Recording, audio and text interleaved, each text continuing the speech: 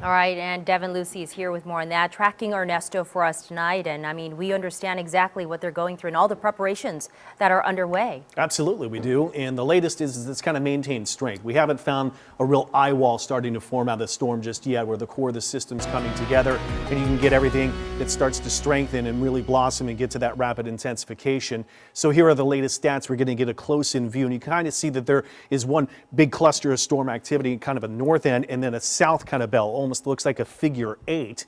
So the strongest winds right now kind of on that north side in the northeastern quadrants in this part of the storm, which is typical if you're going to go counterclockwise flow. It's going to be that northeastern quadrant many times that has that strongest wind flow and where all that water is being pushed up. But you just see right there that there is no core, there is no eye wall that's formed just yet.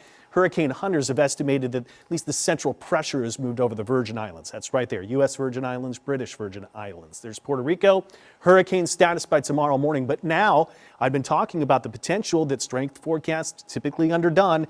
This is now forecast to be a major hurricane. That little dot is Bermuda, maybe going just to the west of it, but that's not good. I just showed you that on that kind of northeastern quadrant side is where some of the worst storm surge and the winds can typically be. There's still a spread of tracks, so there's still a chance that Bermuda might miss the worst of it, but this almost seems the case. Bermuda has one almost each year. But in the good news category, in the bigger Atlantic, greater Atlantic, in the Caribbean, nothing's set to form over the next 7 days. It's just Ernesto. And for us, looking at the Gulf, nothing's set to forecast here or form over the next 7 days. So it's just tracking that storm. Absolutely no impact to us, and shouldn't even have an impact to the continental U.S. Maybe Canada, Newfoundland, Halifax, maybe Nova Scotia has something to look out for.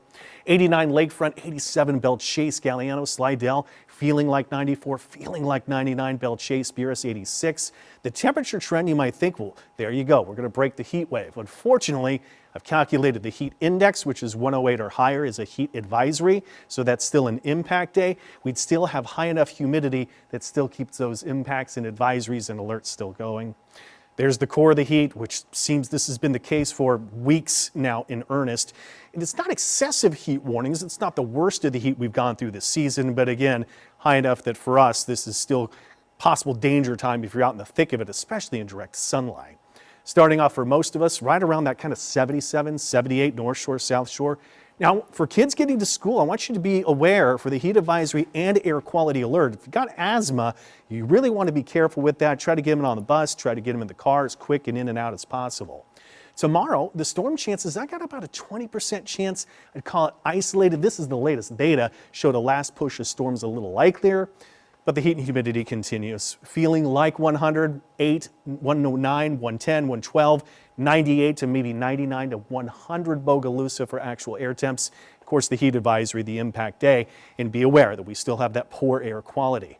Now watch Thursday, still with the latest data. This shows that more widespread storm activity is a bit more likely. Look at that storm activity by 6:30. So I do have about a 60% chance of storms coming more into Thursday. That could provide some temporary relief. Got temperature maybe to 97, but before the storms fire, you still hit heat advisory criteria. Still expect an impact day. Now we get to the weekend, as we approach a front, there is the chance that we get a line of storms that affects everyone and comes through Saturday night. That's why I've got the increased rain chances here. We need some rain. It's been over 2 weeks that we've had some officially at Louis Armstrong. So impact days, heat alerts the next few. Got to watch out for the poor air quality tomorrow. And I still think that we'll have heat alerts extending into next week, too.